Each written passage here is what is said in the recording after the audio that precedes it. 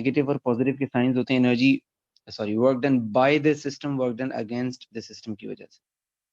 चलें जी, ये सारा कुछ हो गया। क्या क्या रियलाइज किया, वो ये कि काइनेटिक एनर्जी पोटेंशियल एनर्जी के मैग्नीट्यूड का हाफ होती है सैटेलाइट के लिए, और कब? लॉन्च होते टाइम नहीं, जब वो अपने स्टेबल ऑर्बिट में लॉन्च हुआ है तब।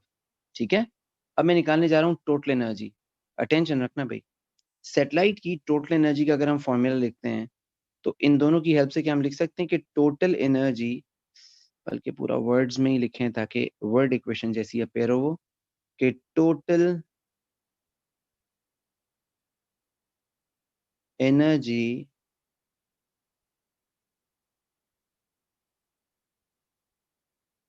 किसी ऑर्बिटिंग सैटेलाइट की, तो हम लिखेंगे ऑर्बिटिंग के टाइम पे ऑर्बिटिंग में kinetic energy plus potential energy. अब काइनेटिक एनर्जी क्या है? वो है G M small M divided by R, और टू आर। और पोटेंशियल एनर्जी क्या है? वो है G M M upon R. Sir momentum वाले फॉर्मूला में तो वेलोसिटी आती है ना? हाँ आती है। अभी इससे क्या कनेक्शन है इस चीज का, वो जरा प्लीज एक्सप्लेन कर दें तो मैं, क्वेश्चन क्या है उससे रिलेटेड। अच्छा बेटा, यहाँ से अगर मैं टोटल एनर्जी के फॉर्मूला में G M M divided by R को आपके लिए कॉमन कर लूं तो जो बच जाता है वो देखो क्या है, वो है हाफ -1। अगर हाफ -1 को सॉल्व करते हो तो वैल्यू आती है -हाफ, -हाफ। ठीक है, तो आपके पास ये हो जाएगा G M M divided by R, और यहाँ बचा -हाफ। अगर इसको रीअरेंज करोगे तो टोटल एनर्जी का फॉर्मूला बन रहा है, नेगेटिव साइन भूल गया मैं, फॉर्मूला क्या बन रहा है? फॉर्मूला बन रहा है minus sign G M M divided by 2r। This is the total energy. अब गौर से देखो, क्या टोटल एनर्जी भी किसी से मैच करती है? जो ऊपर दो फॉर्मूला हैं उनमें से पोटेंशियल एनर्जी टोटल एनर्जी किसी से मैचिंग है? क्या हम कह सकते हैं किसी ऑर्बिटिंग सैटेलाइट की जो टोटल एनर्जी का मैग्नीट्यूड है उसकी काइनेटिक एनर्जी मैग्नीट्यूड के बराबर है? और मैग्नीट्यूड इसलिए का कि साइन नेगेटिव लगा हुआ है। ठीक है बेटा, मैं 1 मिनट रुका हूँ, इस डेरिवेशन में से अगर कुछ मिसिंग है तो कॉपी कर लो, फिर हमने आगे बढ़ना है। हरी आप।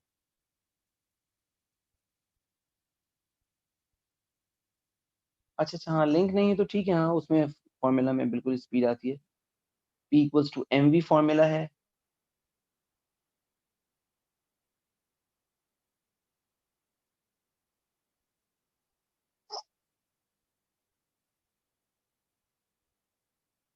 अगर total energy will be straight line,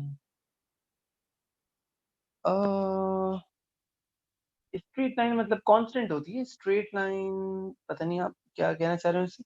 constant होती है हॉरिजॉन्टल, हाँ बिल्कुल yes, horizontal straight line time के साथ चेंज नहीं आता। ये हो गया टोटल एनर्जी का फॉर्मूला, उसकी डेरिवेशन। अब बेटा मैं नोट्स बनाने जा रहा हूँ यार, तेज तेज मेरे साथ चलना बेटा, टाइम देखो जाया नहीं करना इसके लिए। तो स्टार्ट करते हैं बिल्कुल बिगिनिंग से, पहला पॉइंट लिखते हैं। पहला पॉइंट ये है कि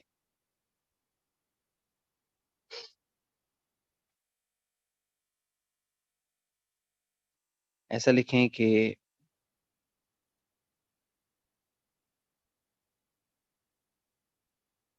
kinetic energy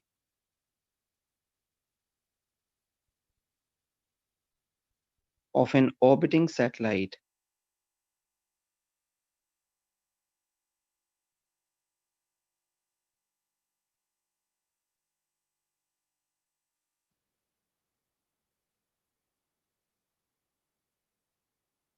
depends upon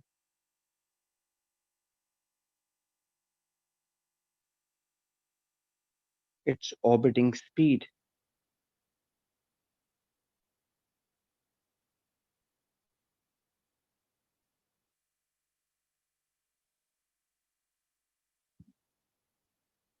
and potential energy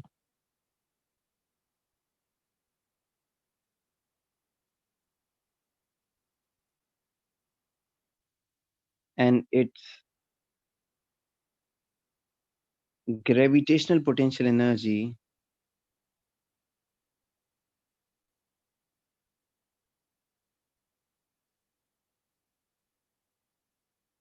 depends upon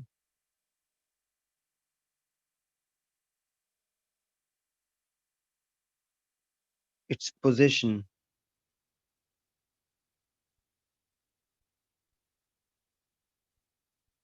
or orbital radius.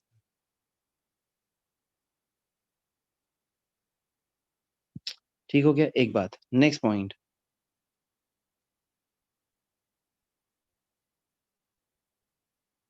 Kinetic energy of a satellite, yani of an orbiting satellite, of a satellite is half of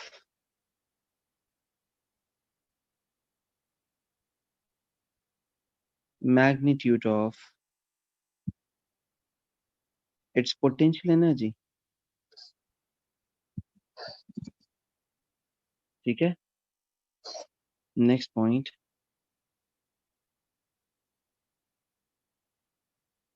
the total energy, बल्कि बेटा ऐसा करते हैं, ऐसा लिखते हैं कि the magnitude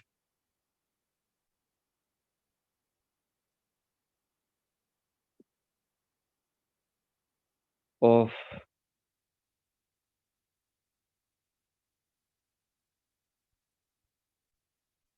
total energy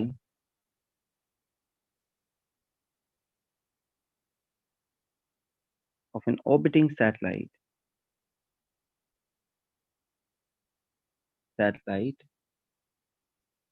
is equal to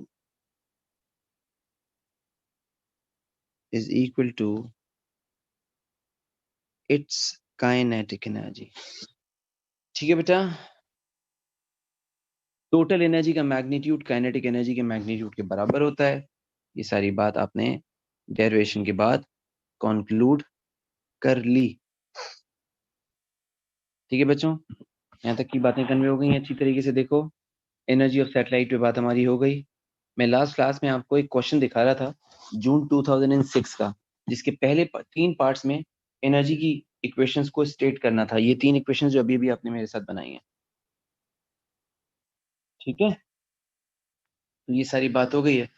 total energy के डिक्रीज का क्या असर पड़ता है हम पहले ही देख चुके हैं जी, ये असर पड़ता है। और टोटल एनर्जी के इंक्रीज का क्या असर पड़ेगा? Complete opposite. ठीक है, तो अभी क्या पूछा बच्चे ने? नेगेटिव साइन का क्या शो कर रहा है? नेगेटिव साइन क्या शो कर रहा है? नेगेटिव साइन बेटा सिर्फ पोटेंशियल एनर्जी के पैटर्न को शो कर रहा है, सिंबॉलिक है वो। इस्तेमाल तमाम कैलकुलेशंस में होगा, लेकिन वो सिंबॉलिक है, उसकी कोई मैथमेटिकल बहुत इम्प्लीकेशन नहीं है। यहाँ पे बाय द वे अगर आंसर करना हो कि what does negative sign show, it shows work done against a field of force. ठीक है, तो ये चीज थी। यहाँ से सारा कुछ हो गया, काइनेटिक एनर्जी के बारे में मेरी आपसे बात हो गई। यहाँ से बेटा आगे बढ़ रहे हैं, सैटेलाइट से रिलेटेड एक कॉन्सेप्ट है, उसका नाम है जियो स्टेशनरी ऑर्बिट्स। आप अपने पास एक अच्छा होगा कि हेडिंग ले लीजिए, एनर्जी ऑफ सैटेलाइट्स के बाद यहाँ पे कहीं हेडिंग ले लीजिए, जियो स्टेशनरी ऑर्बिट्स। थोड़ा सा स्पीड से चलना बच्चों, आसान चीजें।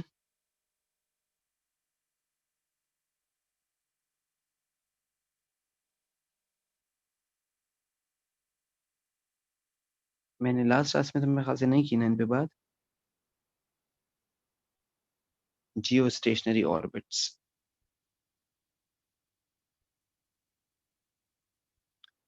अब बेटा डायग्राम ये सब बनी हुई है, आपके लिए बना रहा हूँ ताकि आप समझें अच्छी तरीके से। सैटेलाइट्स का प्रॉब्लम ये होता है कि इनको विजुअलाइज करना सर्कुलर ऑर्बिट्स को डिफिकल्ट होता है, वरना सब एक और पेज पे किसी और ग्रुप के साथ में बनाया हुआ है मैंने, वहां से आपको बना बनाया दिखा सकता था, बल्कि दिखाऊंगा अभी जाते वक्त, उन डायग्राम से कंपैरिजन अच्छी हो जाएगी।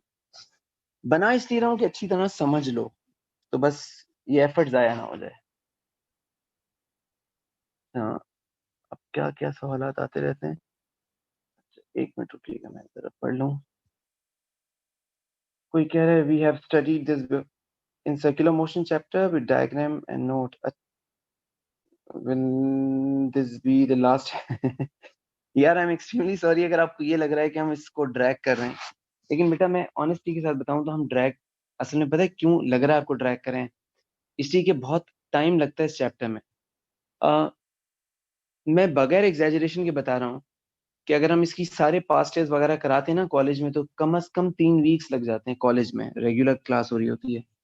तो असल में काफी कुछ है और हर साल एक क्वेश्चन रखा हुआ है, तो इसलिए इसमें शर्म नहीं करनी चाहिए, जितना भी लंबा चैप्टर हो। वैसे खत्म करना चाहें तो जाहिर है लर्निंग ऑब्जेक्टिव्स मिला के भी देखें तो कुछ टोटल 11 लर्निंग ऑब्जेक्टिव हैं, 2 क्लासेस में निपटाए जा सकते हैं। बात को आसान करना चाहो तो ऐसे भी हो सकता है, लेकिन जो डिफिकल्टी है ना उसको उस लेवल पे जाना चाहिए ना, तो इस वजह से ये पहले नहीं पढ़ा तो मैं पढ़ा रहा हूँ बेटा, बहुत ध्यान देना बच्चों। मैं डायग्राम आपके लिए दोबारा से बना रहा हूँ, गौर से देखिएगा बेटा। देखो इस तरह से है कि अगर फॉर एग्जाम्पल हमारे पास अर्थ या कोई और प्लैनेट, ये स्फीयर शो कर रहा है अर्थ की पोजीशन, और एनी अदर प्लैनेट, ठीक है, सही बन गया ना, ठीक है। नाउ ये हमारे पास अर्थ है, ठीक है। अच्छा, अर्थ की जो पोल्स हैं, नॉर्थ एंड साउथ पोल्स, वो इन पोजीशंस पे, ये नॉर्थ पोल हो गया, ये साउथ पोल हो गया। और अर्थ की आप लोगों ने इक्वेटोरियल बेल्ट वर्ड सुना होगा, इक्वेटर। वो जो इक्वेटर है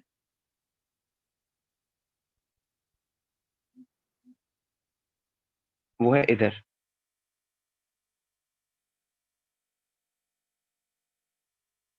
सही। अब जरा यार तवज्जो से देखना ना, ये है equator, equatorial belt of earth,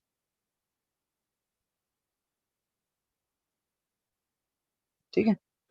अच्छा, अर्थ की स्पिन कुछ इस तरह से होती है, earth remains in the state of spin, आपको पता है ना। स्पिन का पैटर्न ऐसा है कि जो ऑर्बिट है वो इस, ये है एक्सिस ऑफ रोटेशन,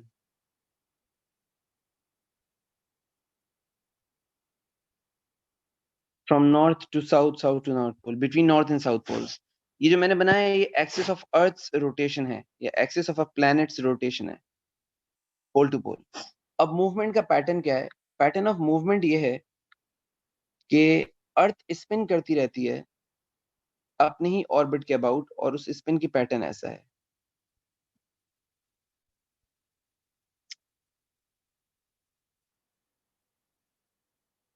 देखिएगा।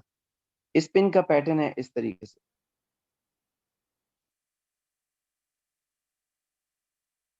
ठीक है।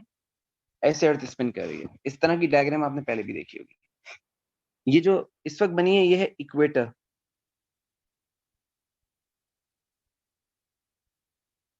ठीक है। इस पिक्चर को अगर मैं एक कैमरा को यहां से 90 डिग्री शिफ्ट करूं, यानी कि नॉर्थ पोल के ऊपर एक कैमरा को रख दूं डाउन व्यू लेने के लिए, एक कैमरा है अबव नॉर्थ पोल और वो डाउन व्यू ले रहा है, तो क्या यही इक्वेटर आप बच्चों को कुछ इस तरीके से दिखाई देगा?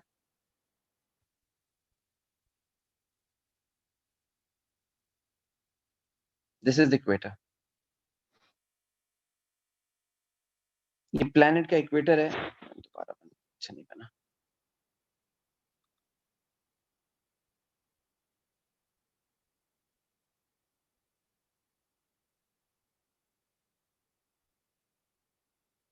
देखो बेटा,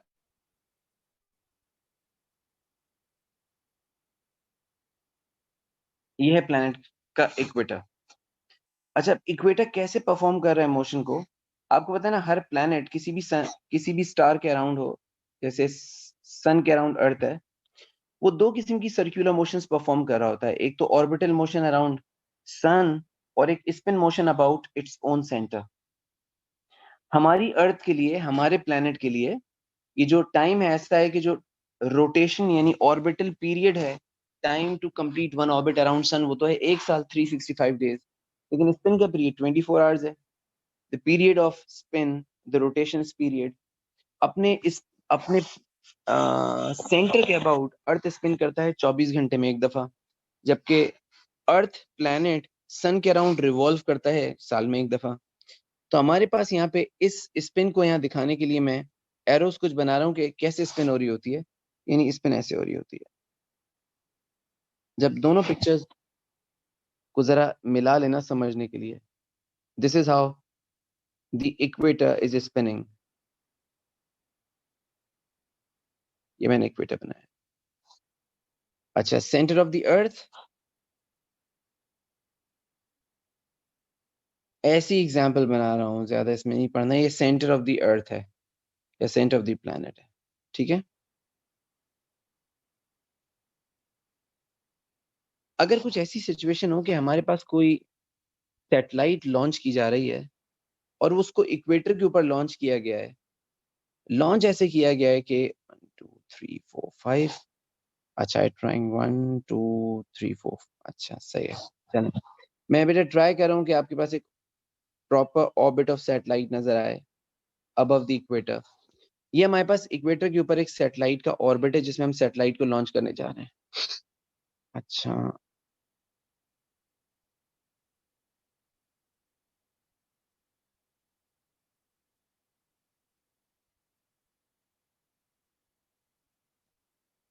ऐसे ये है सैटेलाइट्स ऑर्बिट, ठीक है। बना दूं इसको सही से।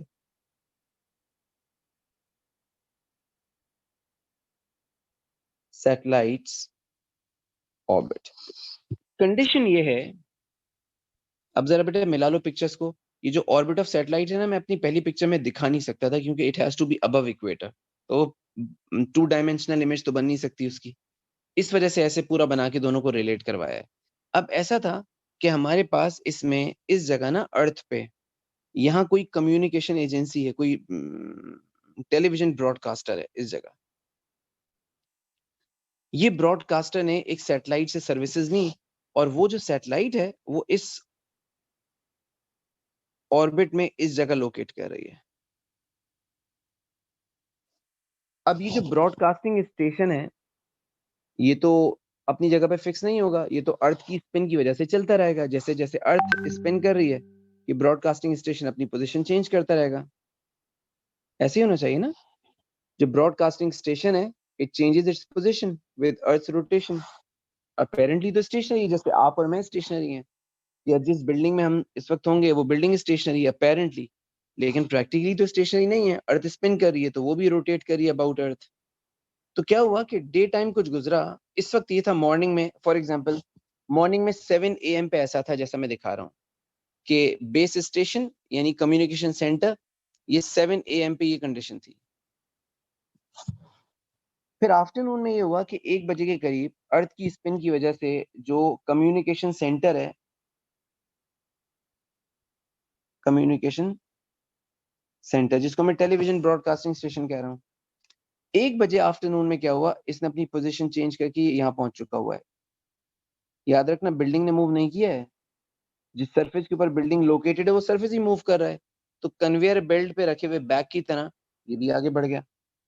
तो जब ये इधर आया तो कुछ ऐसा हुआ कि satellite reached at this point. अगर ये हो जाए तो हम कह सकते हैं ये सैटेलाइट तो बहुत ही इफेक्टिव हुई फिर, क्योंकि ये अपने बेस स्टेशन के बिल्कुल ऊपर रहती है, बेस स्टेशन चलता रहता है, कोऑर्डिनेटेड ये भी मोशन परफॉर्म करती रहती है। ये हुआ मेरी एग्जांपल में 1 PM पे। फिर उसके बाद 7 PM पे इवनिंग में आपने ऑब्जर्व किया कि इधर पहुंचा है, और अगर सैटेलाइट एग्जैक्टली इसके ऊपर आ गई है, तो बेटा अगर ऐसा हो तो सबसे पहले कि ऐसी सैटेलाइट जो ऐसा कर रही हो, इस तरीके से ऑर्बिट कर रही हो कि it remains above a particular point on equator, it remains above a particular base station on equator, ऐसी सैटेलाइट को हम कहते हैं सिंक्रोनस सैटेलाइट। सब लिखवा दूंगा, अभी तवज्जो देना कॉन्सेप्ट के ऊपर। We call it synchronous satellite. और ये वर्ड क्या है सिंक्रोनस? Synchronised with equator. अच्छा, क्या हम ये कह सकते हैं कि ऐसी सैटेलाइट कम्युनिकेशन की तमाम टाइप्स के लिए बेस्ट होगी? हर टाइप की कम्युनिकेशन के लिए अच्छी है, टेलीफोनिक हो, टेलीविजन हो, इंटरनेट ट्रांसफर ऑफ डाटा हो, तो इंटरनेट डाटा ट्रांसफर हो या और कोई भी कम्युनिकेशन हो, उसके लिए सबके लिए बेस्ट है ये सैटेलाइट। क्यों? क्योंकि it maintains a very effective, direct, unbreakable contact with the base station on equator, on earth, on any other planet. तो इस तरीके से आपके पास ये बहुत ही अच्छी सैटेलाइट्स हैं कम्युनिकेशन के लिए। ठीक है ना? अच्छा, लेकिन फॉर दिस टू हैपन जो देख रहे हो, ऐसा होने के लिए कुछ कंडीशंस चाहिए। वो सारी बातें हम यहाँ पे लिखते चले जाते हैं। मैं डायग्राम का बेटा टाइम दूँगा तुम लोगों को, थोड़ा-सा मेरे साथ नोट्स बनाओ। ऐसा लिखते हैं कि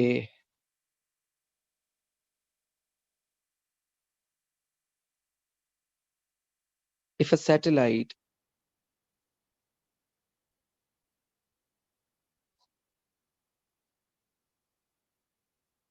remains above a particular point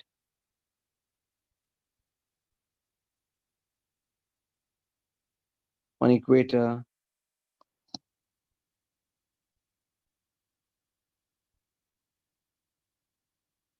if a satellite remains above a particular point on equator,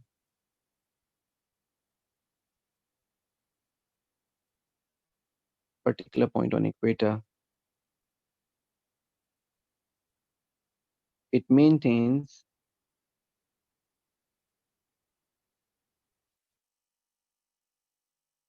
an effective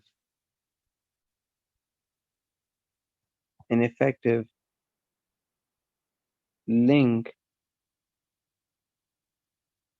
with its base station. बेटा base station communication centre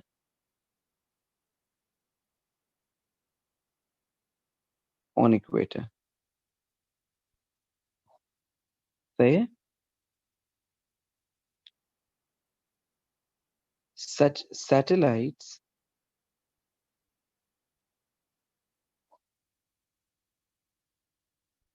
are best for communication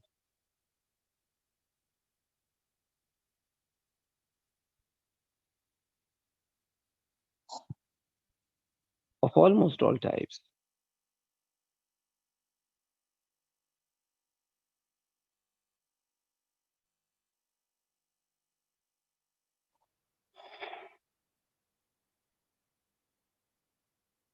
These are called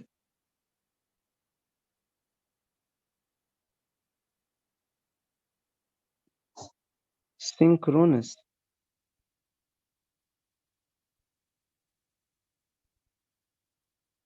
or geostationary.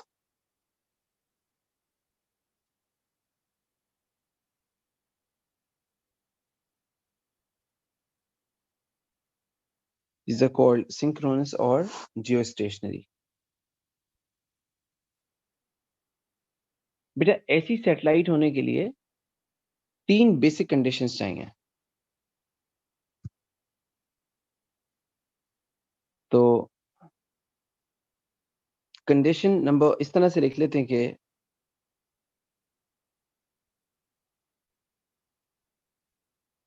in order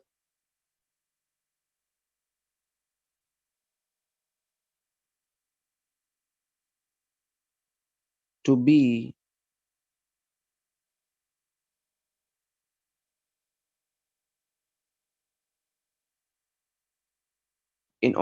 geostationary,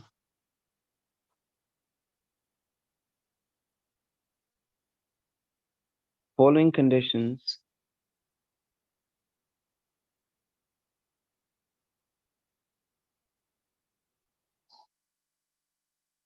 are required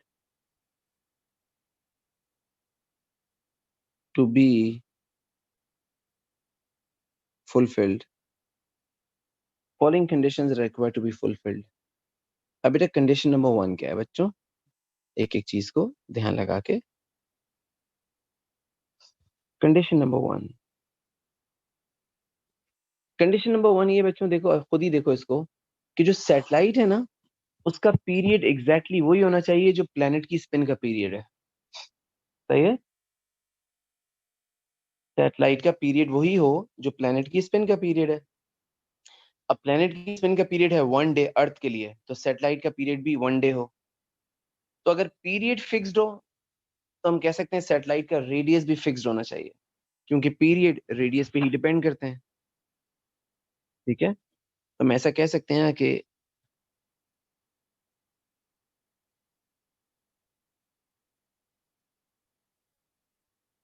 the period of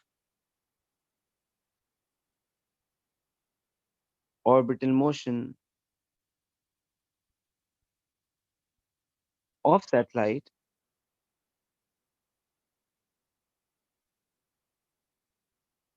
must be equal to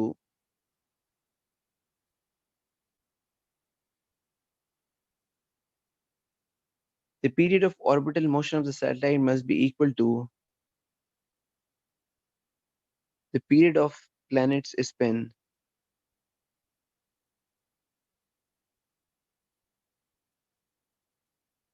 planet's spin. अच्छा, therefore satellite must be launched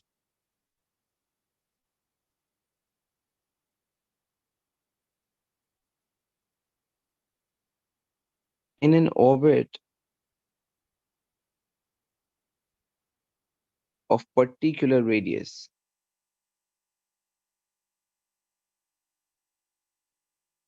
ठीक है, इस पहली condition की evidence क्या है कि हमने पढ़ा हुआ है कि पीरियड जो होता है सैटेलाइट की, उसकी स्क्वायर की जो वैल्यू है वो है 4 pi square divided by GM into R cube, कि किसी भी सैटेलाइट का पीरियड रेडियस के ऊपर डिपेंड करता है। इसका मतलब ऐसा जब भी हो रहा होगा तो सैटेलाइट का एल्टीट्यूड खास होना चाहिए। अर्थ के लिए, फॉर अर्थ, ये पीरियड, ये जो मैंने लिखा, ये पीरियड 24 आवर्स के पीरियड के लिए जो रेडियस है ना वो बनता है 4.2। ऐसा मैं लिख देता हूँ बस एडिशनली कि for example the orbital radius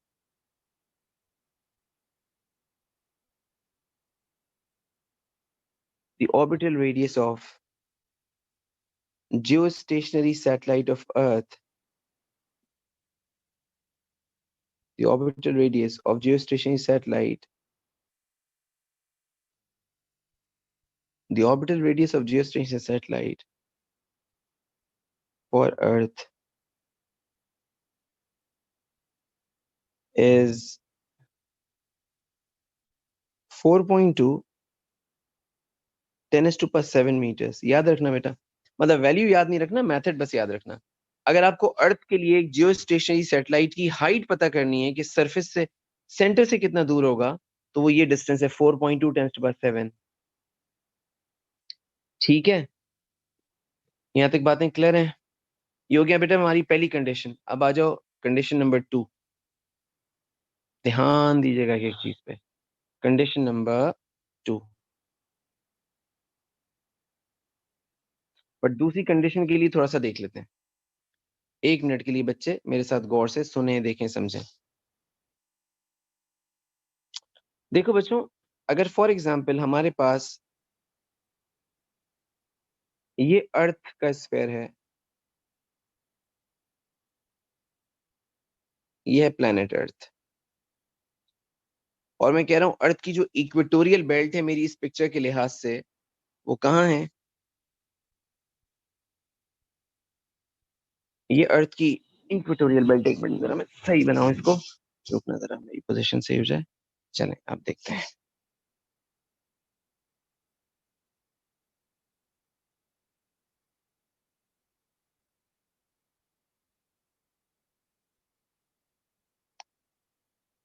ये है equatorial belt of earth, equator.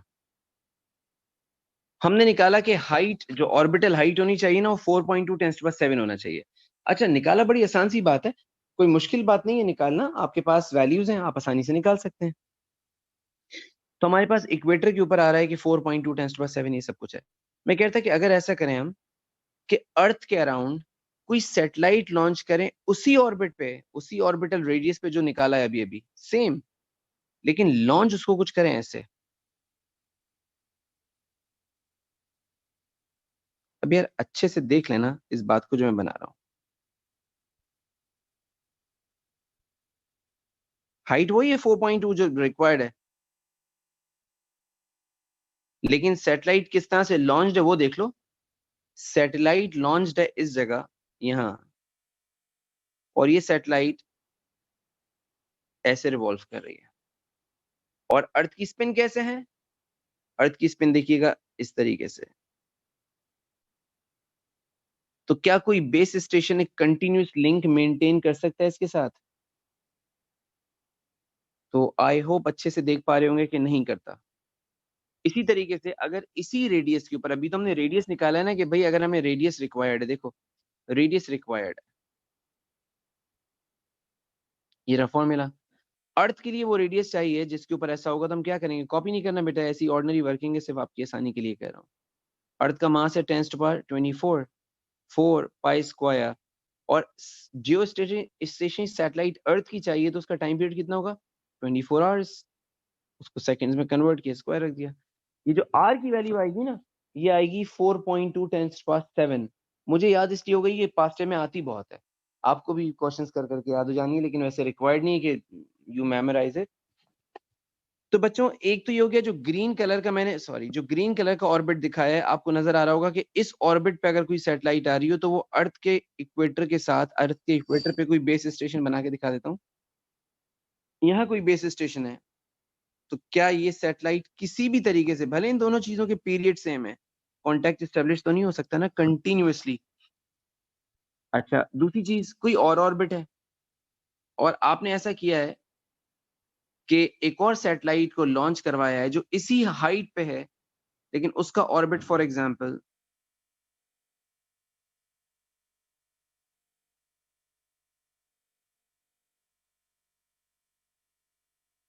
और इसमें सैटेलाइट कहीं यहाँ है, आप परेशान नहीं होइएगा, आपको नहीं बनवाऊंगा डायग्राम अभी मैं, आपसे सिर्फ विजुअलाइज करवाने का रिक्वायर्ड है इस वक्त। आप सिर्फ इसको विजुअलाइज कर लें। ये सैटेलाइट भी बेस स्टेशन के साथ कंटिन्यूअस कांटेक्ट मेंटेन कर ही नहीं सकती, it does not remain above equator. एक और बना लेते हैं और बात को फिर आगे बढ़ाते हैं। अगर हमारे पास एक और भी सैटेलाइट है और उसको इसी हाइट के ऊपर लॉन्च किया है, लेकिन कुछ इस तरीके से कुछ ऐसे लॉन्च किया है,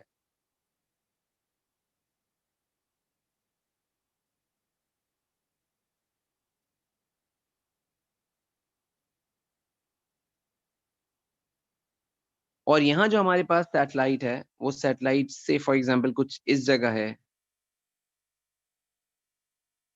और ये ऐसे, तो बेटा तमाम सैटेलाइट्स के रेडियस वो हो सकते हैं, इनके टाइम पीरियड्स वो हो सकते हैं, यानी रेडियस रिक्वायर्ड हो, टाइम पीरियड परफेक्ट हो, कांटेक्ट एस्टेब्लिश नहीं होगा।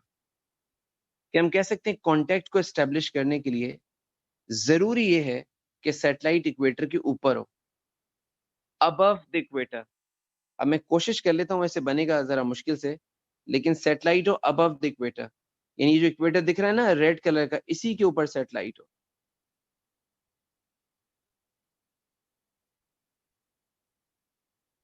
सेम ऑर्बिटल हाइट हो, लेकिन it has to be above the equator for this to happen. यहां कोई अगर सैटेलाइट हुई, ठीक है,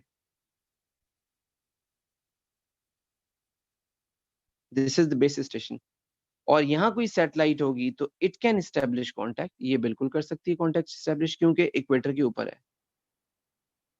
अगर बच्चों को ये विजुअलाइज हो गया है सही से, तो यहाँ पे हमारे पास दूसरी कंडीशन तैयार है हमारी। कंडीशन नंबर 2 क्या है? पहला था कि टाइम पीरियड वही होना चाहिए जो स्पिन का टाइम पीरियड है। बेटा दो नहीं, 200 जियो स्टेशनरी सैटेलाइट्स भी हो सकती हैं। अभी देखते जाओ। दूसरी कंडीशन क्या है कि द ऑर्बिट, अच्छा एक मिनट इसको सही कर लूं पेन को। चलें अब लिखें कि द ऑर्बिट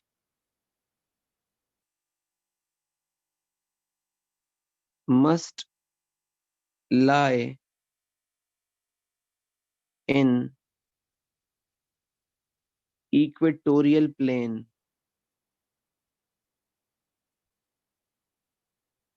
यानी always above equator, always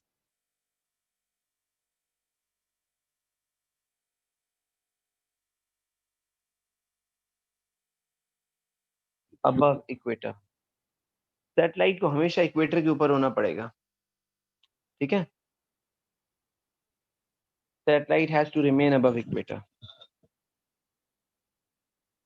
तो मेरा सवाल ये है यहाँ पे कि अगर पीरियड यानी अगर रेडियस भी फिक्स हो गया और प्लेन भी फिक्स हो गया, तो थोड़ा विजुलाइज करो बेटा कि हम कह सकते हैं अगर प्लेन भी फिक्स हो गया, रेडियस भी फिक्स हो गया, तो इसका मतलब ये तो फिर सिर्फ एक सिंगल ऑर्बिट हुआ जिसमें ऐसा हो सकता है। तो इसका मीनिंग ये है कि किसी भी प्लेनेट के अराउंड सिर्फ एक ही ऑर्बिट ऐसा होता है जिसके अंदर सैटेलाइट्स आए तो वो जियो स्टेशनरी बन जाती हैं। वो ऑर्बिट जो होगा उसकी एक सर्टेन हाइट होगी और एक पर्टिकुलर प्लेन होगा उसकी ऑर्बिटल मोशन का, ठीक है। अच्छा सर हाइट वाली बात भी लिखवा लिखवा रहा हूँ बेटा। हाइट मैंने हाइट वाली तो लिखवा दी वैसे। ये हाइट रेडियस वाली बात, हाइट वाली तो बात है, ठीक है। अब आगे बढ़ो यहाँ से।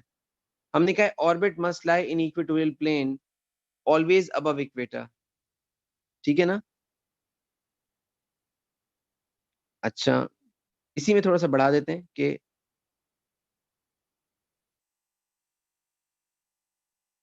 a satellite, इसी पॉइंट की explanation further, a satellite with a period equal to that of spin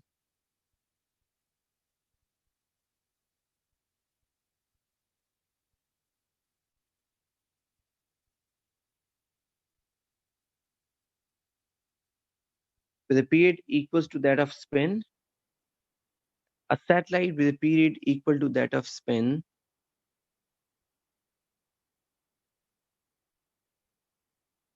but in other plane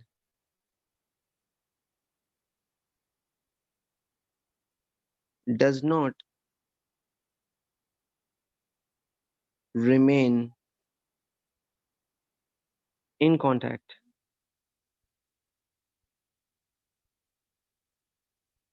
with base stations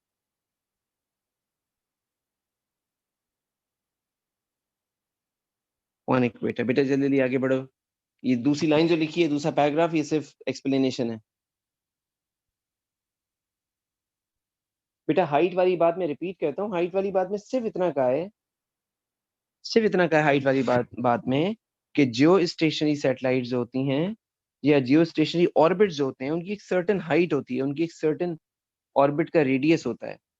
अब तुम इसको यूं देख के कह लो कि ऑर्बिट का रेडियस मेजर होता है सेंटर से, सेंटर ऑफ द प्लैनेट से, लेकिन एल्टीट्यूड मेजर होता है सरफेस से। अब आराम आराम से बोलूंगा, सुनना गौर से। अगर मैं कह रहा हूँ अर्थ के लिए जो जियो स्टेशनरी ऑर्बिट होते हैं उनकी उनकी रेडियस है 4.2 टेंस टू पावर 7, तो वो तो सेंटर से मेजर किया हुआ डिस्टेंस है ना। अगर हम सरफेस से मेजर करेंगे तो उसमें से क्या हम रेडियस को माइनस कर दें, ठीक है। मैंने अभी ये कहा, बस इस पे ज्यादा नहीं रुकूंगा, एक रफ से डायग्राम में आपको समझा देता हूँ। ये रहा अर्थ,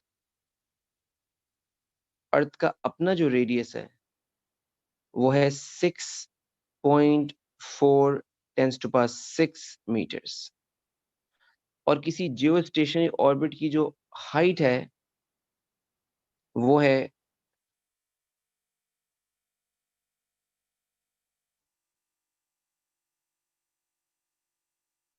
वो है 4.2 टेंस टू पावर 7 मीटर्स।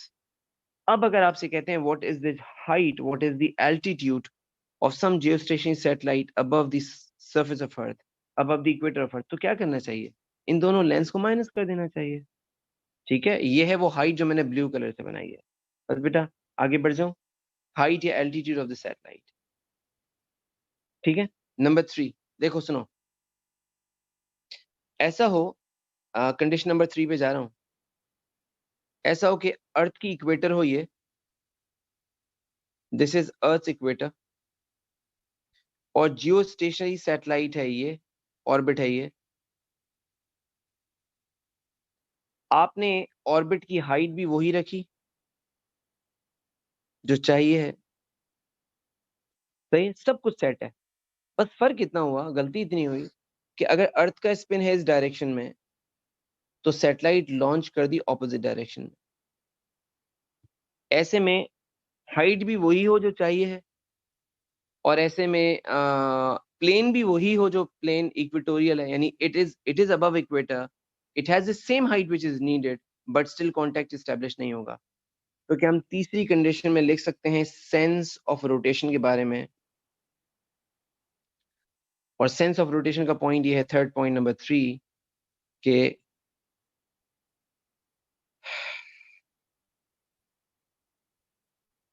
ऐसा लिखते हैं कि the satellite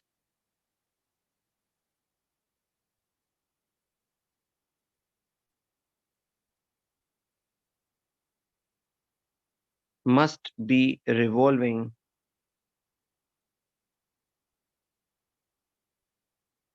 must be revolving in the direction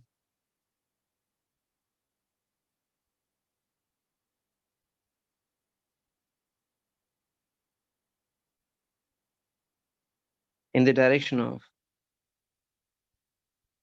planets spin। ठीक है, in the direction of planets spin, इसको आसान करके ना ऐसे भी लिख सकते हैं, सेम सेंस ऑफ रोटेशन। अब बेटा ये गौर से देख लो, इन 3 पॉइंट्स के बाद क्या हम ये कह सकते हैं कि हर प्लेनेट के लिए बस एक ही ऑर्बिट ऐसा हो सकता है जिसको हम जियो स्टेशनरी टाइटल करें कि ये है जियो स्टेशनरी ऑर्बिट? और अगर ऐसा होगा तो हम कह सकते हैं उसमें एक लिमिटेड नंबर ऑफ सैटेलाइट्स इकोमोडेट की जा सकती हैं। This is one of the questions I received. ठीक है, तो जिस बच्चे ने पूछा, आंसर मिल गया होगा। अगर एक ही ऑर्बिट है तो उसमें जगह भी तो फिक्स हो गई, उससे ज्यादा सैटेलाइट्स नहीं आ सकती। जैसे एक रोड पे जितनी कार्स आ सकती हैं एक पर्टिकुलर लेंथ में, उससे ज्यादा नहीं हो सकती। बिल्कुल इसी तरीके से एक सेफ सेपरेशन रखते हुए सैटेलाइट्स का भी एक फाइनाइट नंबर है, उससे ज्यादा सैटेलाइट्स नहीं हो सकती हैं। ठीक है, तो यहाँ पे जैसे पाकिस्तान को कुछ अरसे पहले आपको पता होगा ना कि रशिया ने एक स्लॉट दिया था सैटेलाइट लॉन्च करने के लिए, ट्राई भी किया गया था उसको। चलो अभी 3 पॉइंट्स हुए पूरे। अब हम फोर्थ पॉइंट नहीं लिख रहे बल्कि एक ऑब्जर्वेशन लिख रहे हैं कि there is only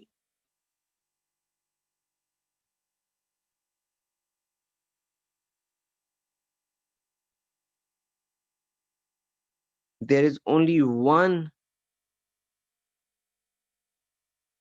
geostationary orbit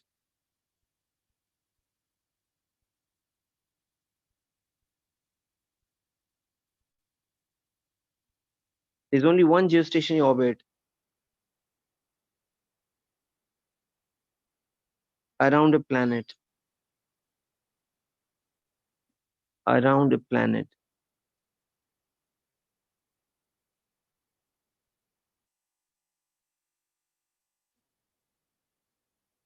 right? Around a planet at uh, at a particular altitude,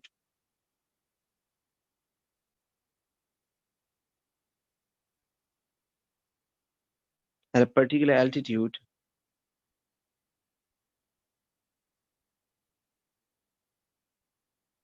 and always above equator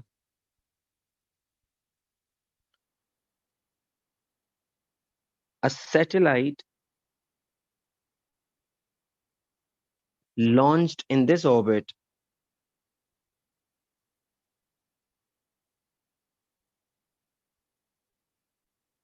launched in this orbit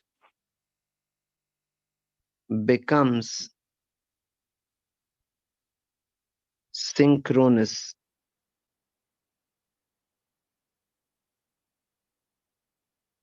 or geostationary.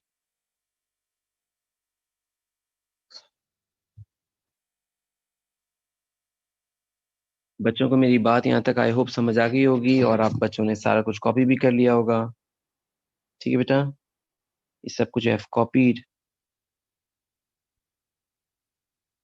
ठीक है, तो हम इन्हें कहते हैं जियो स्टेशनरी सैटेलाइट। ठीक हो गया।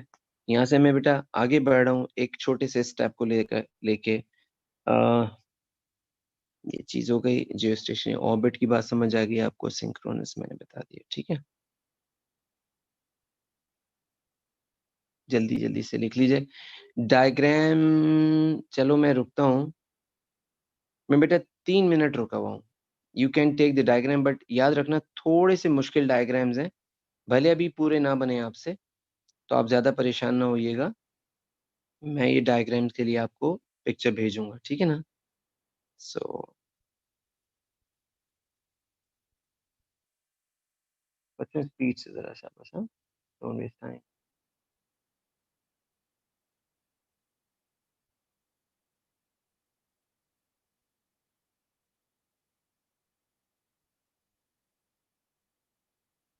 हम्म,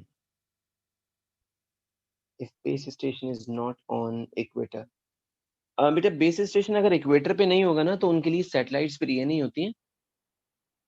एक तो जरा विजुलाइज करना, मैं कम से कम ऑनलाइन क्लास में तो जरा मुश्किल हो बात करना। जिस हाइट पे सैटेलाइट होगी बिल्कुल एग्जैक्टली अपने नीचे थोड़ी कम्युनिकेशन कर रही होगी। सैटेलाइट बिल्कुल ऐसे अपनी कम्युनिकेशन थ्रो करेगी जैसे अम्ब्रेला बनती है, यानी कोन। तो सैटेलाइट के नीचे काफी बड़ा एरिया होगा जिसमें वो कम्युनिकेशन कर सकती है। तो एक वर्ड है कोर्स में नहीं है, वो ये कि सैटेलाइट के नीचे वो एरिया सरफेस ऑफ प्लैनेट के ऊपर जहां वो कम्युनिकेट कर सकती है, जहां वो इंफॉर्मेशन एक्सचेंज कर सकती है, उसे सैटेलाइट का शेडो बोलते हैं, शेडो ऑफ द सैटेलाइट, यानी area to be covered electromagnetically, जो सैटेलाइट इस एक्सचेंज ऑफ इंफॉर्मेशन कर सकती है। अब जिस बच्चे का सवाल ये कि क्या तमाम बेस स्टेशन इक्वेटर पे ही होते हैं, तो नहीं, बिल्कुल भी नहीं। अगर कोई बेस स्टेशन इक्वेटर से थोड़ा सा ज्यादा दूर है, जिनको लैटिट्यूड्स कहते हैं, लैटिट्यूड्स में हैं, जैसे स्कैंडिनेवियन कंट्रीज हैं, नॉर्वे, डेनमार्क वगैरह, जो बिल्कुल इक्वेटर पे नहीं है, काफी हटे में इक्वेटर से, तो सैटेलाइट जो अबव इक्वेटर होंगी वो वहां तक आराम से कवर कर लेंगी, क्योंकि बिल्कुल एग्जैक्टली उसके नीचे बाय लाइन ऑफ साइट थोड़ी कम्युनिकेशन होती है, बल्कि कोन बनती है पूरी, अम्ब्रेला शेडो बनता है पूरा उसका। तो सैटेलाइट कम्युनिकेट कर सकती है इक्वेटर और उसके आसपास के रीजन्स में। ठीक है,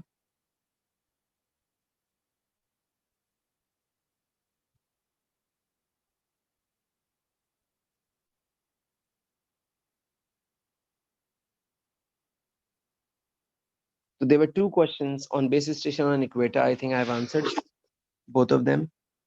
कुछ तो पूछना ना बेटा इसके अलावा।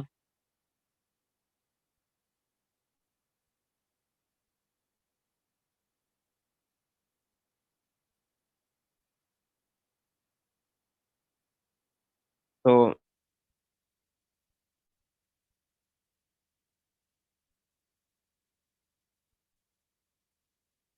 हो गया बच्चों। अच्छा,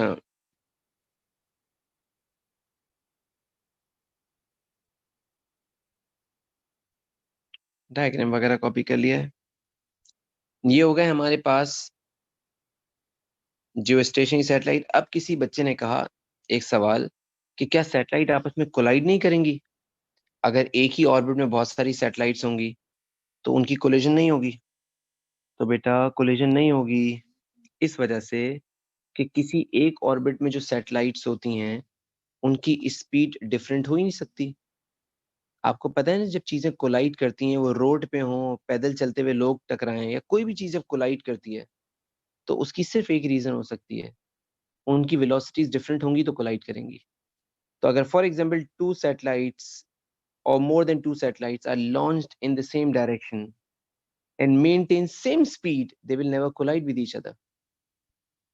तो सैटेलाइट सिर्फ जियो स्टेशनरी नहीं, कोई भी सैटेलाइट्स हो वो कोलाइड कर ही नहीं सकती, बिकॉज जहां वो लॉन्च होंगी वहां उनकी स्पीड सेम होगी।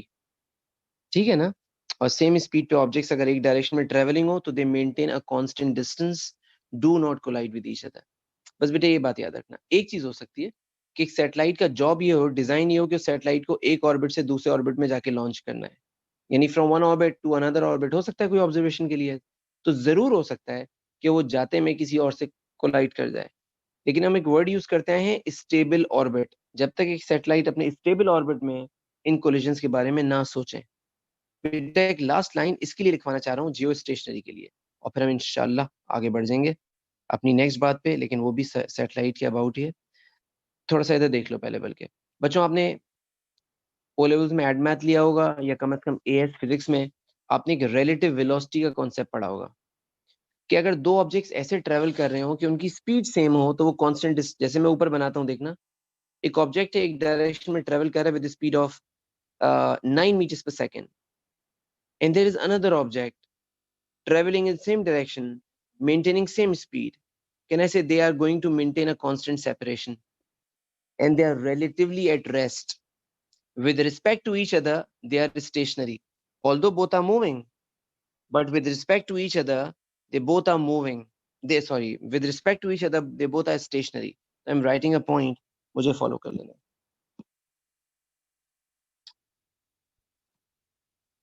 चलें, मैं लिख रहा हूँ यहाँ पे, attention दीजिएगा। कि हम कह सकते हैं कि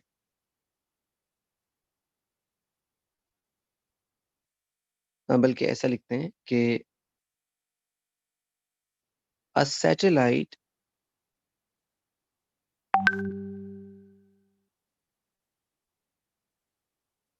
in a geostationary orbit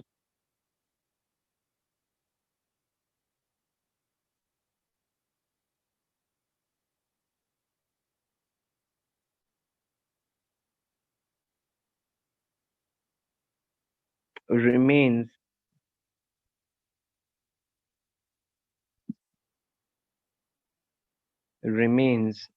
relatively stationary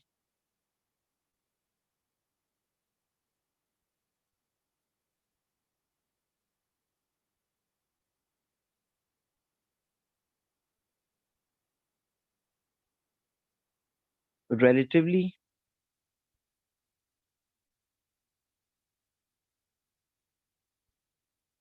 stationary with equator,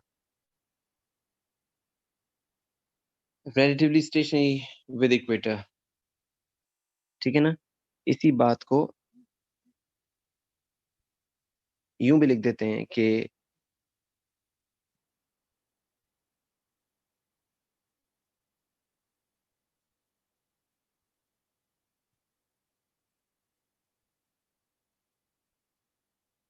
remains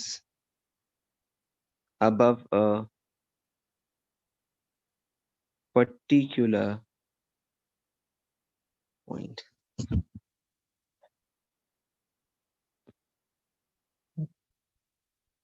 तो बेटा ये सारी स्टोरी मैंने तुम लोगों के सामने रख दी है, सही है? So how satellite can't be their satellite path along a latitude above or below the equator। अच्छा, how can satellites against such a high speed as Earth, such a high speed of Earth? मेरा ख्याल से आप जरा इसको गलत समझ गए। सैटेलाइट की जो स्पीड है जिससे उसको मैच करना है, वो तो ऑर्बिटल स्पीड थोड़ी है अर्थ की, वो तो अर्थ की स्पिन स्पीड है। आपको पता है अर्थ की स्पिन स्पीड कितनी होती है? निकालें, अभी अभी निकालते हैं। स्पीड का फॉर्मूला है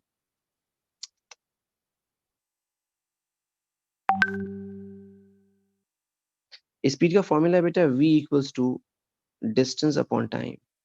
an object which is placed on earth's surface, उसकी स्पीड क्या होगी? 2 पाई आर।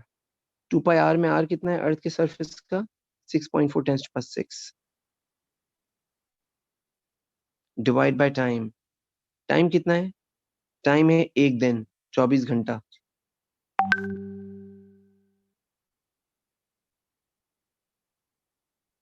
ये अर्थ की स्पिन स्पीड है, यानी एन ऑब्जेक्ट या a point on surface of equator, on surface of equator maintains this speed. ये स्पीड होती है बेटे। तो कोई बहुत बड़ी वैल्यू नहीं है। आप सोचें शायद orbital speed around around sun को, ये उसकी बातें नहीं हो रही। बच्चों अगर आपने यहाँ से सब कुछ कॉपी कर लिया तो बेटे नेक्स्ट चीज हमारे पास थी वेटलेसनेस ऑफ सैटेलाइट्स। लेकिन असल में क्या है कि डायग्राम बनाने में मुझे लग जाएगा टाइम, इस वजह से मैं कहीं और से हेल्प ले रहा हूँ ताकि काम हमारा हो। एक और बात, किसी बच्चे ने अभी पूछा कि अगर कोई अगर कोई बेस स्टेशन बड़े लैटिट्यूड्स पे हो या पोल के ऊपर हो, तो ये वाली सैटेलाइट तो उसे कवर कर ही नहीं सकती, क्योंकि it has to remain above equator. So कोई भी पोल के ऊपर जगह हो तो वहां तो कम्युनिकेशन ही नहीं होगी। उनके लिए पोलर ऑर्बिटिंग सैटेलाइट्स होती हैं। मैं दिखाता हूँ, मैंने बनाया हुआ एक जगह। अच्छा, ठीक हो गया, ये है, सही है। और यहाँ से हमारे ग्रेविटेशनल फील्ड्स जो मैंने अभी पढ़ाया उसकी तो मैं इमेजेस भेज दूंगा, अगर कोई डायग्राम तुम लोगों के पास नहीं होगी तो। ठीक है। अच्छा, मैं पहले दिखा दूं आपको।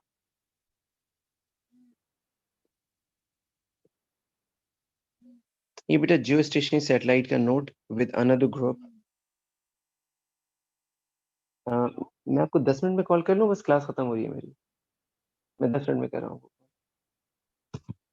देखना बेटा, ये है जियो स्टेशनरी सैटेलाइट की पिक्चर, मैं आपको ये भी भेज दूंगा, साथ में इसका टेक्स्ट लिखा हुआ है।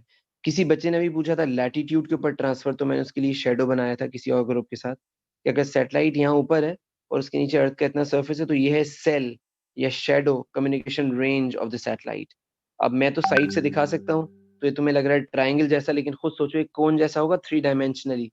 तो सिर्फ इक्वेटर कवर नहीं होगा, उसके आसपास के रीजन भी कवर होंगे। ठीक है, I send all these pictures to you. अच्छा, और ये सारी बात हो गई। अर्थ के लिए निकाला था वो मैंने यहाँ भी निकाल के दिया था, जियो स्टेशनरी सैटेलाइट ऑफ अर्थ। तो यहाँ से देख लीजिएगा, नोट वही होगा, ऑर्डर आगे पीछे हो सकता है, चीजों के वर्ड्स बदल सकते हैं, तो वो सब अपने पास देख लेना। नोट अपना वाला ही लिखना वैसे ही, क्योंकि उसी से ज्यादा अच्छा समझ आता है जो खुद लिखा है। लेकिन ये कि बहरहाल सारी बातें एक ही हैं यहाँ पे। ठीक है। अच्छा बेटा, अब मैं कुछ और बता रहा हूँ, इसका नाम है वेटलेसनेस ऑफ सैटेलाइट। बच्चे बहुत ध्यान लगा के सुने, इसको मैं सिर्फ बना बनाया दिखा सकता हूँ, टाइम कम है। देखो बेटा, सबसे पहले तो इस बात को रियलाइज करना है कि सैटेलाइट स्पेस में नहीं होती हैं, सैटेलाइट अर्थ की फील्ड के अंदर होती हैं।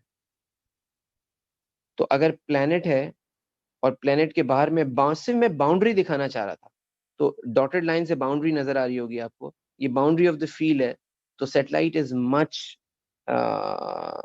मच क्लोजर, बाउंड्री से काफी अंदर है सैटेलाइट। भाई सैटेलाइट वो है जिसको फोर्स एक्सपीरियंस करनी है, तो वो बाउंड्री के बाहर तो हो ही नहीं सकती ना, it has to be within the boundary of the field. तो सैटेलाइट की ऑर्बिट नजर आ रही है, सैटेलाइट नजर आ रही है, और ये सब कुछ, ये प्लेनेट है। जब कोई सैटेलाइट, अब गौर से सुनना, जब कोई सैटेलाइट, ये बेटा स्पेस क्राफ्ट जो बना हुआ है, इस सबको इग्नोर करना प्लीज। हाँ, इस सब चीज को जो दिख रहा है, ignore this whole thing, I will tell you later ये क्या क्यों बनाया मैंने। अब सुनो, a satellite was revolving in its orbit. लेकिन जब सैटेलाइट रिवॉल्व करेगी तो कहना है इसे सैटेलाइट का जो पूरा कंप्लीट वेट है, कंप्लीट ग्रेविटेशनल फोर्स है, that is all used up in providing required centripetal force for the satellite. अगर ऐसा है तो क्या मैं कह सकता हूं कि सैटेलाइट का अगर सारा का सारा वेट उसको सेंट्रीपिटल फोर्स देने में इस्तेमाल हो गया, तो हम कह सकते हैं सैटेलाइट वेट लेस अपीयर होगा। इसकी एग्जाम्पल के लिए मैंने यहाँ पे कुछ बनाया है, मैं दिखाता हूँ आपको, ये देखें गौर से समझिएगा।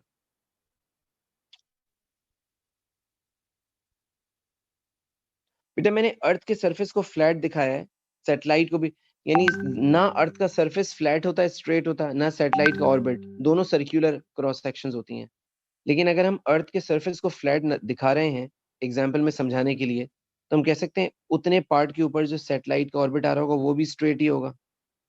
मैं आपको ये बना के दिखा देता हूँ रफली, क्योंकि ये डायग्राम तंग करने वाली डायग्राम है थोड़ी सी।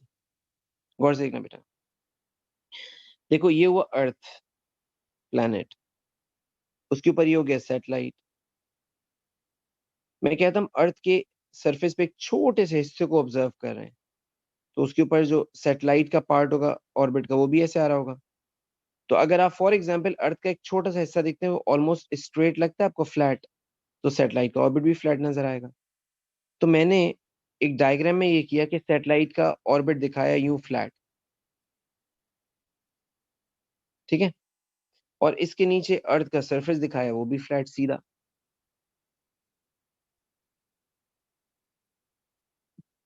ठीक है, अब मैं कह रहा हूं कि एक ऑब्जेक्ट है जो इस जगह है, अगर मैं इस ऑब्जेक्ट को, इसका वेट एक्ट कर रहा है डाउनवर्ड, अगर मैं इसको छोड़ दूं इस ऑब्जेक्ट को, सैटेलाइट की बात नहीं हो रही है, an object held at some height, can I say it will go down, ये नीचे चला जाएगा।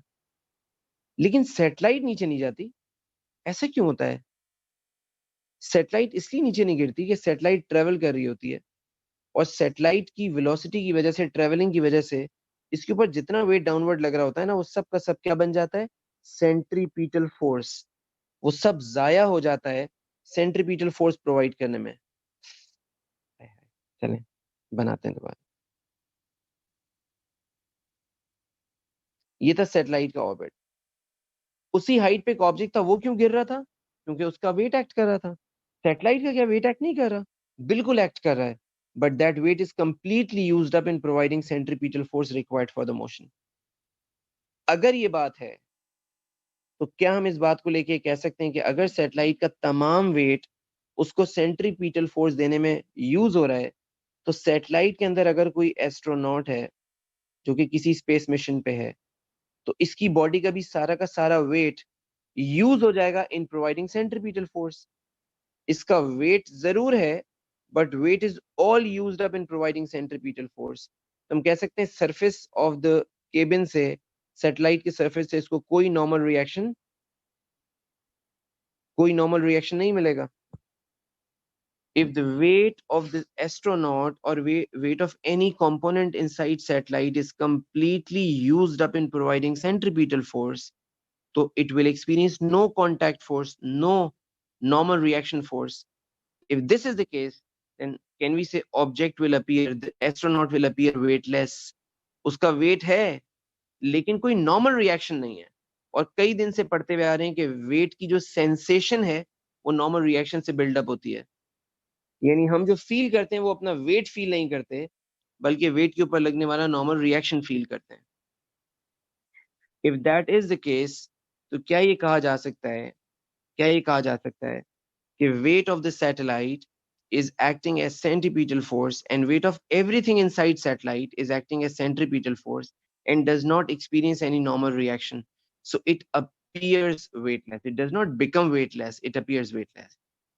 अगर ये मेरी स्टोरी आपको क्लियर हो गई है तो गौर से देखना बेटा, यहाँ पे मैंने बनाने की कोशिश की है कि when an object is dropped it goes down due to its weight, but a satellite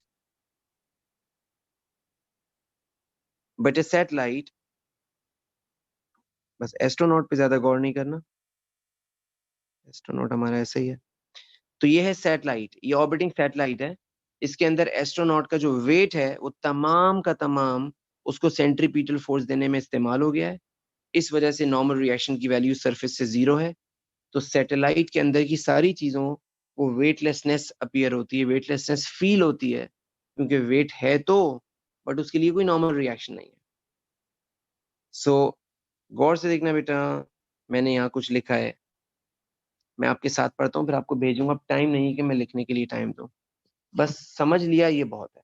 यहाँ लिखा है satellites revolve in circular orbits around planets, the gravitational force a satellite experiences, its weight is entirely used up in providing the required centripetal force.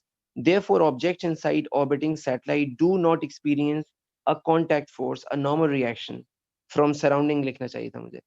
And hence, a satellite and all its components appear weightless. They only appear weightless. They do not become weightless. इसके बाद लिखा है इस picture के बारे में कि an object A is released, it accelerates downwards due to its weight. Object B shows a satellite revolving in a stable circular orbit. The weight of satellite and all its components is used up in providing required centripetal force. Therefore, there is no contact force from surrounding. And due to no contact force, satellite and all its components appear weightless. अब यहाँ पे इस picture को complicate क्यों किया, वो बच्चों थोड़ा ध्यान से सुन लो. वेटलेसनेस की दो टाइप्स होती हैं. वेटलेसनेस की दो टाइप्स होती हैं. एक है अपेरेंट वेटलेसनेस, जो कि है कि वेट है, फील नहीं हो रहा, और एक है actual weightlessness, real weightlessness. Real weightlessness क्या होती है कि जैसे ये स्पेस क्राफ्ट मैंने बनाया है, जो किसी प्लेनेट की फील्ड ऑफ ग्रेविटेशन से बाहर आ गया है, तो हम कह सकते हैं यहाँ तो ग्रेविटी है ही नहीं, तो it is not apparently weightless, it has become weightless. Actual weightlessness है. तो यहाँ पे आपके पास डायग्राम में दोनों चीजें लेबल हुई हुई हैं कि कहाँ वेटलेसनेस एक्चुअल है और कहाँ अपेरेंट है. देखिए बेटा, पूरा डायग्राम जो है ना डिटेल के साथ ये रहा. ठीक है, मैं बाकी चीजें इरेज कर दूंगा जो फालतू लग रही हैं, जिनका काम नहीं है. जब पिक्चर भेजूंगा तो जो रिमेनिंग चीजें नजर आए तुम्हें यहाँ पे, वो सारी काम की चीजें. और एक जैसी डायग्राम्स एक से ज्यादा जगह दिख रही होंगी, मल्टीपल ग्रुप्स के साथ किया है इस वजह से. और मैं आपको इस लास्ट डायग्राम के बारे में थोड़ा सा दिखा दूं क्या है. ये है कि एक ऑर्बिटिंग सैटेलाइट के, बस ये अंदर में बंदा दिखा रहा हूँ कि समझ आ जाए बात, कि ऑब्जेक्ट्स का वेट डाउनवर्ड एक्ट करता है लेकिन नॉर्मल रिएक्शन मिलता नहीं है क्योंकि वेट यूज हो जाता है सेंटीपीटल फोर्स के तौर पे. ठीक है, सो मैं आपको भेज दूंगा, आप इसमें अच्छी तरह से कॉपी कर लेना. वेंसडे को हम इंशाल्लाह इसके क्वेश्चन स्टार्ट कर देंगे. और मैं आपको एक क्वेश्चन भेजूंगा जिसके अंदर लिखा हुआ है कि एक एस्ट्रोनॉट जो कि एक सैटेलाइट में है किसी स्टेबल ऑर्बिट में, वो वहां से रिपोर्ट करता है कि मैं वेटलेसनेस फील कर रहा हूँ. तो क्वेश्चन में 3 मार्क के लिए कहते हैं कि उसका एक क्लेम, जरा कमेंट करें इसके इस क्लेम पे कि वो वेटलेसनेस फील कर रहा है. जबकि डिस्पाइट बीइंग इन ग्रेविटेशन, हाँ एग्जैक्ट वर्ड है कि an astronaut in an orbiting satellite reports that he feels weightlessness despite being in gravitational field. वो शिकायत कर रहा है कि मैं तो ग्रेविटेशनल फील्ड में हूँ, फिर भी मुझे वेट फील नहीं हो रहा, मैं फ्लोट कर रहा हूँ सैटेलाइट में. तो वो कहते हैं कमेंट करें उसके रिमार्क पे, उसके उसके उसके इस रिस्पॉन्स पे. तो कमेंट ये है कि yes he has a weight, but the weight is all used up in providing the body centripetal force. So this happens. ठीक है बच्चों, आपकी क्लास को आज मैं यहाँ पे एंड कर रहा हूँ. ये मैं भेजूंगा, बेटा कॉपी कर लेना डायग्राम के साथ ना अच्छे से, ठीक है ना. सो इंशाल्लाह हम नेक्स्ट क्लास में मिलते हैं अगले वीक, सॉरी वेंसडे को. ओके, अल्लाह हाफिज. ये सर, हेलो, अस्सलाम वालेकुम. I am good. अपने what you have decided?